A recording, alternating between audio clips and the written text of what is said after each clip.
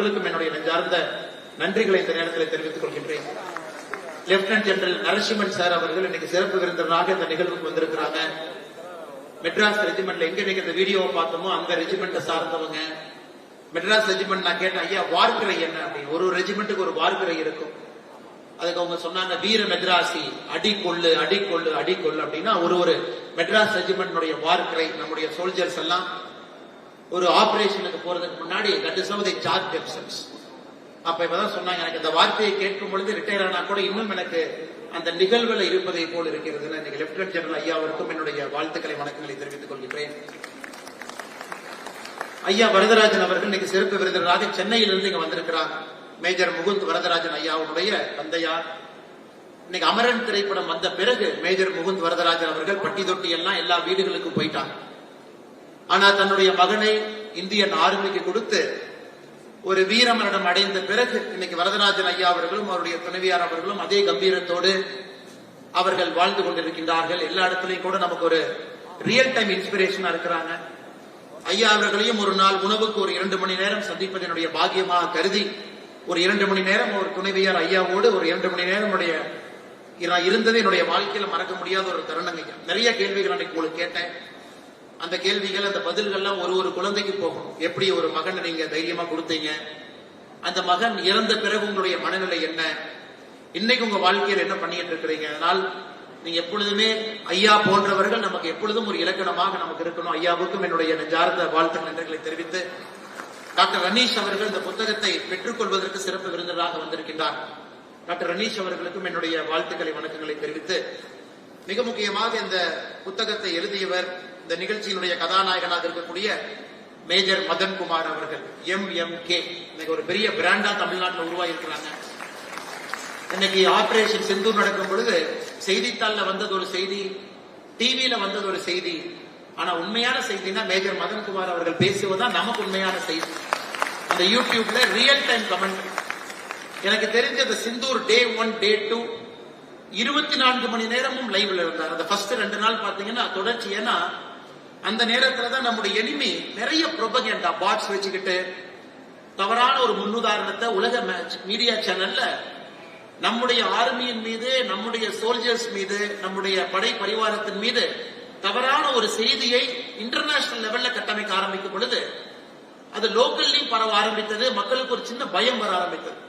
Major Madankumar அவர்கள் போன்றவர்கள் ஒரு யூடியூப் சேனல் உட்கார்ந்து எந்த எதிர்பார்ப்பும் இல்லாம ஆபரேஷன் சிந்தூருடைய ஆரம்ப காலகட்டத்தில் தொடர்ச்சியா பேசிக்கிட்டே இருந்தாங்க.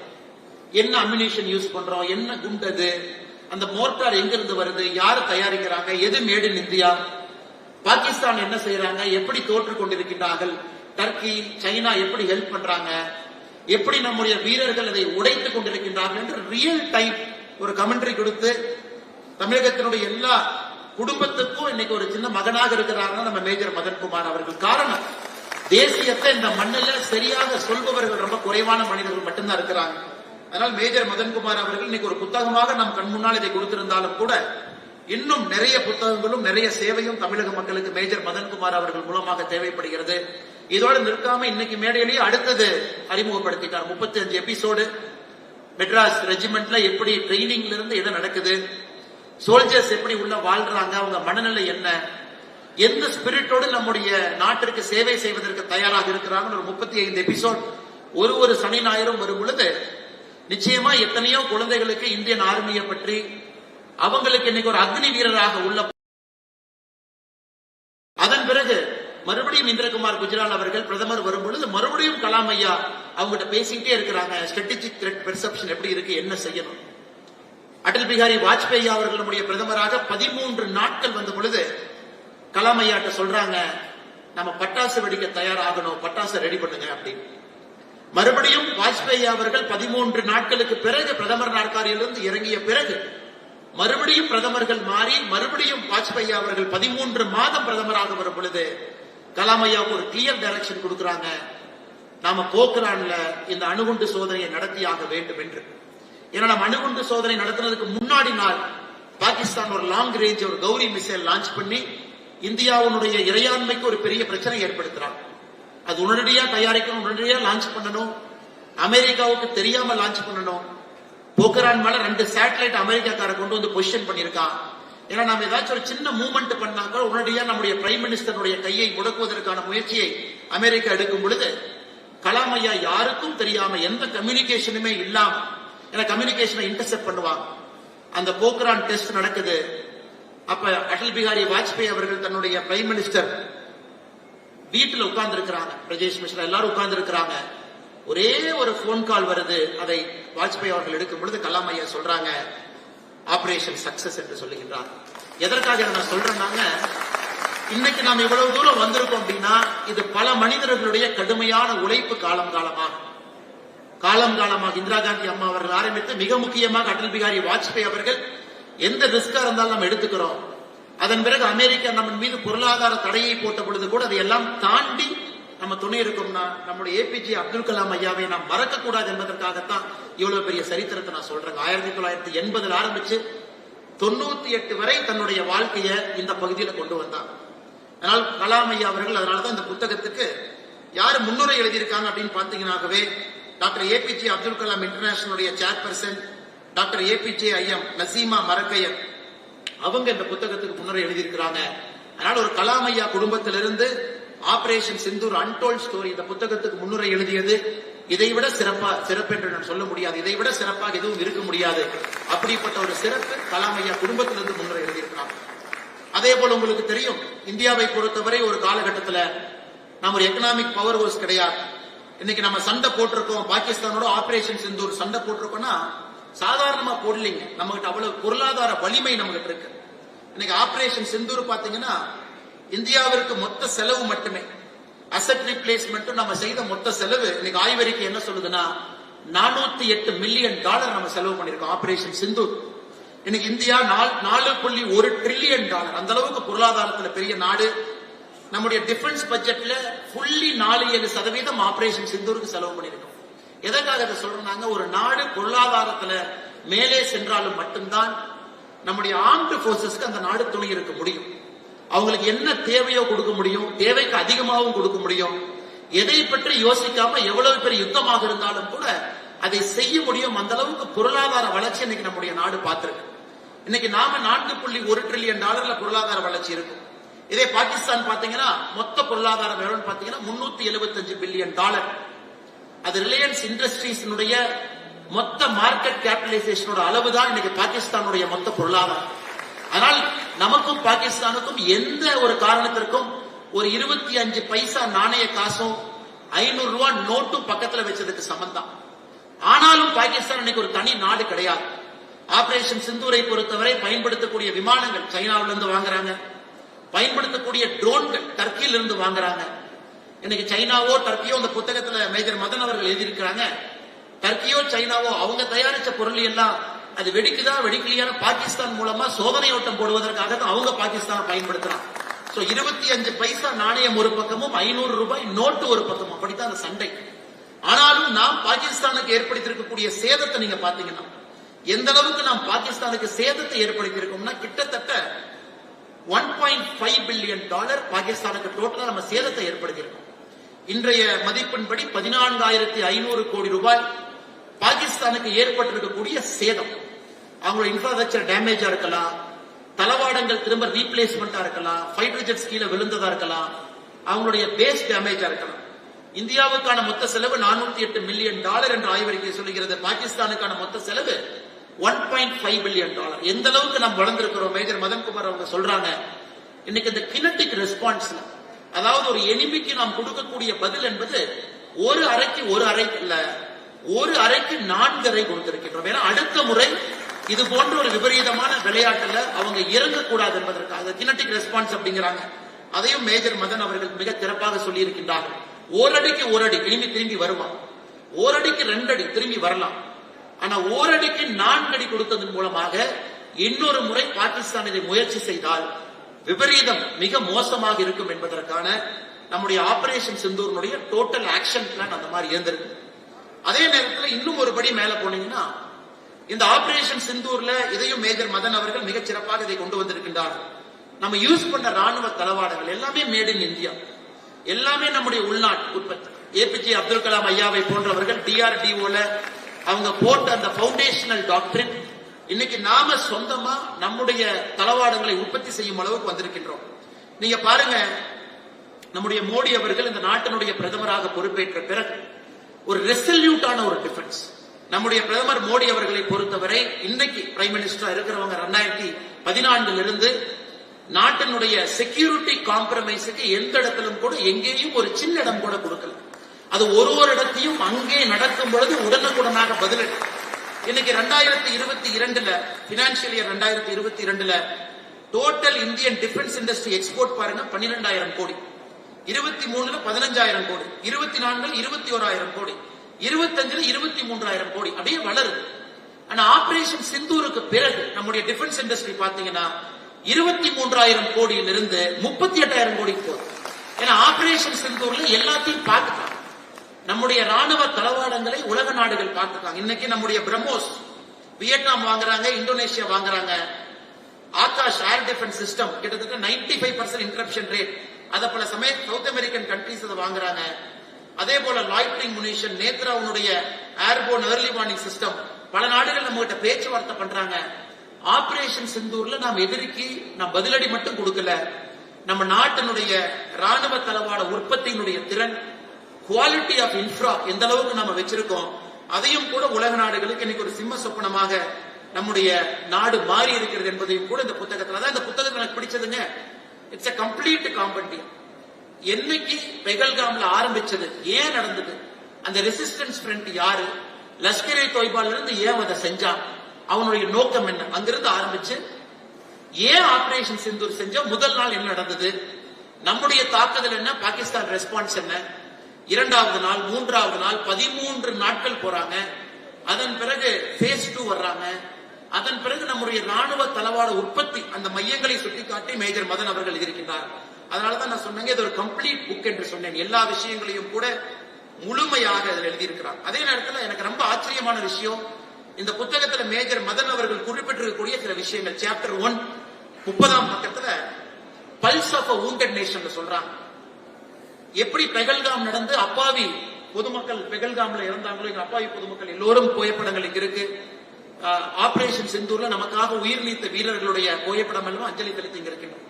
அதுல சொல்றாங்க, பெகல்காம் நடந்து முடிந்த பிறகு காஷ்மீர்ல இருக்கக்கூடிய நிறைய மாஸ்க்ல அவங்களுடைய ஃப்ரைடே செர்மன்ல அங்க இருக்கக்கூடிய முஃப்டிஸ், அங்க இருக்கக்கூடியவங்க என்ன பேசினாங்கன்னா, யார் ஒருவன் அப்பாவி பொதுமக்களை கொண்டிருக்கின்றார்களோ அவர்கள் எல்லோரும் அல்லாவுக்கு எதிரானவன் மட்டும்தான்.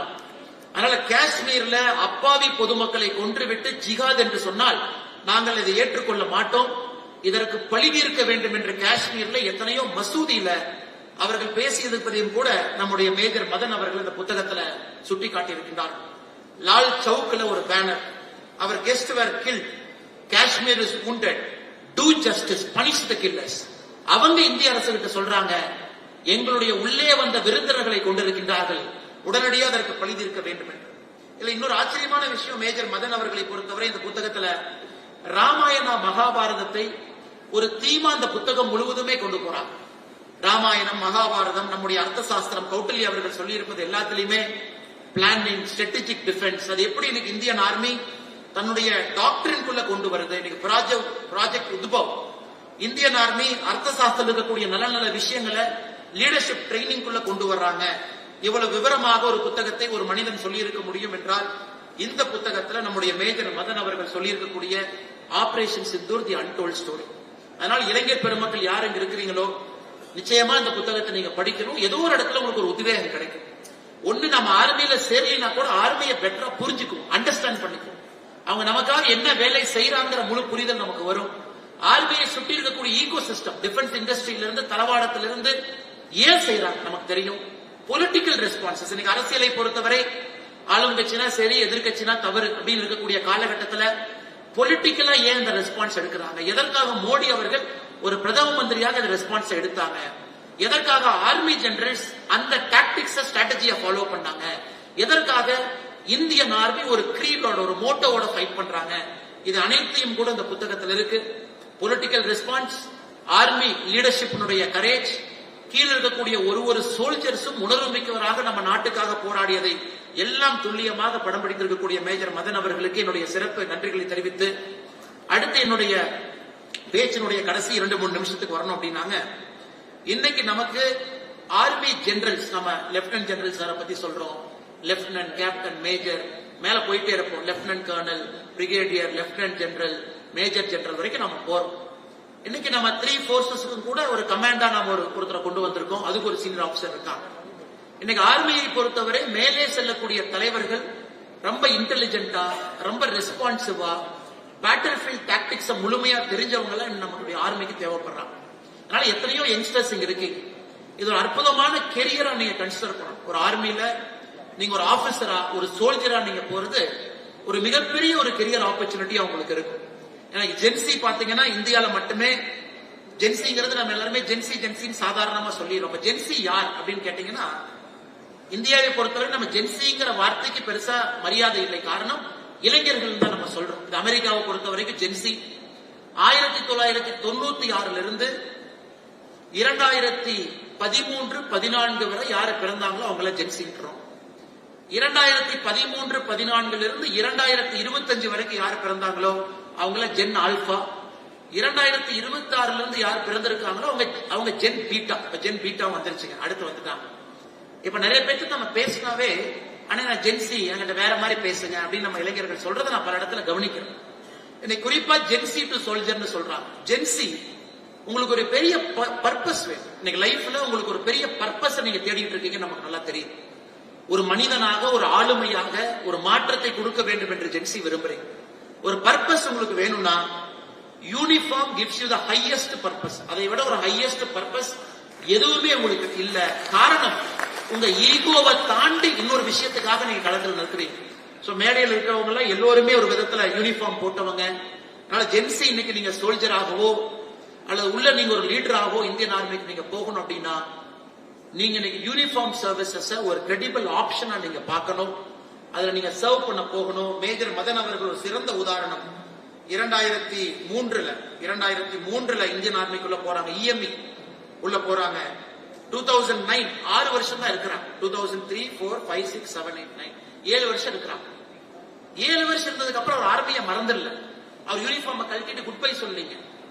7 வருடம் இருந்த பிறகு அந்த 7 வருஷத்துல பாருங்க, operation Rakshak medal, Sainya Seva medal, high altitude medal, army commanders commendation card, counter terrorism operation, delta force, Rashtriya rifle, Poonch, Pathankot, Doda, Jammu and Kashmir, பஞ்சாப்ல வேலை பார்த்திருக்காங்க.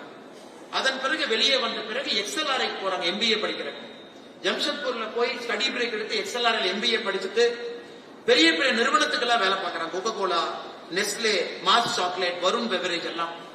கடைசியில சுத்தி அடிச்சு அந்த சர்க்கிளை முடிச்சுட்டு இன்னைக்கு கிராமமாக ஊர் ஊரா போய் நீங்க ஆர்மியில சேரணும், நான் உங்களுக்கு பயிற்சி கொடுக்கறேன், இந்த 35 வீடியோ நான் கொண்டு வந்திருக்கேன், ஆபரேஷன் சிந்தூரை பற்றி நான் லைவ் கமெண்ட்ரி கொடுக்கறேன். போன மாதம் கூட பார்த்தேன், இஸ்ரேல் எங்கேயோ பார்டர்ல சுத்திக்கிட்டு இருந்தார். அவருடைய சமூக வலைதளத்தை பார்த்தேன், இஸ்ரேல் பார்டர்ல எங்கேயோ அந்த பக்கம் சுத்திக்கிட்டு இருந்தார். அதனால ஒருக்கா நீங்க யூனிஃபார்ம் போட்டாவே நீங்க யூனிஃபார்ம் போட்டவர் தான். அதை கல்ட்னா கூட ஆர்மியை பொறுத்தவரை once you wear a uniform you are always a soldier என்று சொல்வார். இன்னொரு பக்கம் ஃபுல் சர்வீஸ் முடிச்ச லெப்டினன்ட் ஜெனரல் ஐயா இருக்கிறார், ஃபுல் சர்வீஸ். அவர் சேர்ந்து ஃபுல் சர்வீஸ் எல்லாத்தையும் பார்த்துட்டு மெட்ராஸ் ரெஜிமெண்ட்ல ரிட்டையர் ஆன லெப்டினன்ட் ஜெனரல் அவங்க இருக்காங்க. 2 பேரும் நமக்கு இன்ஸ்பிரேஷன். ஆர்மியில முழு சர்வீஸ் பண்ண ஒருத்தரும், ஆர்மியில சேர்ந்து தன்னுடைய இளமை பருவத்தை இந்திய நாட்டுக்கு கொடுத்துட்டு லைஃப்ல வேற வேற விஷயத்தை எக்ஸ்ப்ளோர் பண்ண உங்களுக்கு இந்த சாய்ஸ் இருக்கு. நீங்க ஆர்மியில சேரலாம், ஃபுல் சர்வீஸ் பண்ண வேண்டிய அவசியம் இல்ல. வெளியே வந்து உங்களுக்கு பிடிச்ச விஷயத்தை செய்யலாம், ஆர்மியை நீங்க ப்ரமோட் பண்ணலாம், எத்தனையோ விஷயத்தை செய்யலாம். அல்லது லெப்டினன்ட் ஜெனரல் நரசிம்மன் ஐயா மாதிரி ஃபுல் சர்வீஸ் நீங்க பண்ணலாம். 2 பேரும் உங்களுக்கு ஒரு ஆகச்சிறந்த உதாரணமாக இங்க இருக்கிறாங்க. ஆர்மியினுடைய கிரீடோ லெப்டினன்ட் ஜெனரல் சொன்னாங்க, there is no greater glory than dying for your nation.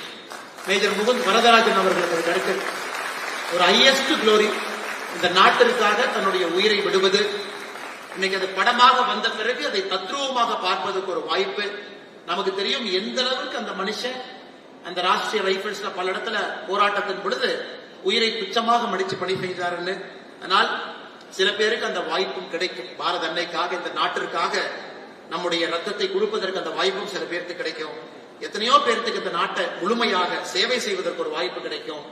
எந்த வாய்ப்பு கிடைத்தாலும் கூட அந்த ஆண்டவனுடைய கட்டளை, அதை ஏற்றுக்கொள்வோம். எல்லோரையும் பாராட்டுவோம், எல்லோரையும் போற்றுவோம். மற்றும் ஒரு முறை மேஜர் மதன்குமார் அவர்களுக்கு இந்த சிறப்பான நிகழ்ச்சியை ஏற்பாடு செய்து எல்லோரையும் ஒரு மேடையில் அழைத்து வந்து அமர வைத்து நல்ல மனிதர்கள் எல்லாம் முன்னிறுக்கையில் அமர வைத்து பத்திரிகை நண்பர்கள் இருந்து நம்முடைய கல்லூரி நண்பர்கள் எல்லாம் ஒரே இடத்துல கூட்டிட்டு வந்து அமர வைத்து ஒரு பெரிய நிகழ்ச்சியை சிறப்பாக செய்து கொண்டிருக்கிறீர்கள். அதனால் உங்களுடைய இந்த 35 எபிசோடுக்கு வெயிட் பண்ணிட்டு இருக்கோம். அதை எப்படி நீங்க அதை கொண்டு வர்றீங்க? All of us are excited. Training நாங்க யாரும் உள்ள போய் பார்த்ததில்லை. அது நேரா விஷுவல் மீடியத்துல எங்களுக்கு வந்து சனிக்கிழமை ஞாயிற்றுக்கிழமை கொடுக்க போறீங்க. அது எத்தனையோ இளைஞர்களை மோட்டிவேட் பண்ண போது மறுமுறை முடியும் பிரபாகர் சாருக்கு என்னுடைய you're true inspiration sir. You're true inspiration for who you are. குழந்தைங்க நீங்க காலையில சூப்பரா மேக்கப் எல்லாம் போட்டு இன்னைக்கு வீட்டுல ஸ்கூலுக்கு அனுப்பி வச்சுட்டு இருந்தீங்க. அந்த நேரத்துல கரெக்டா நான் வீட்டுக்குள்ள போனேன். ஒரு அப்பா ஒரு குழந்தை 2 பேருக்கு இருக்கக்கூடிய ஒரு பாசம். அந்த அப்பா ஆண்டவன் கொடுப்பதை முழுமையா ஏற்றுக்கிட்டு தன்னுடைய வீட்டுல ஒரு சிறந்த குடும்ப தலைவனாக இருக்கக்கூடிய ஒரு நிகழ்வு. அவர் வெளியே நடக்கும் போதெல்லாம் 4 பேர்த்த இன்ஸ்பயர் பண்றாங்க. Keep inspiring lot of us sir. Thank you so much for coming. எல்லோருக்கும் நன்றி தெரிவித்து என்னுடைய உரையை முடித்துக் கொள்கின்றேன். நன்றி, வணக்கம்.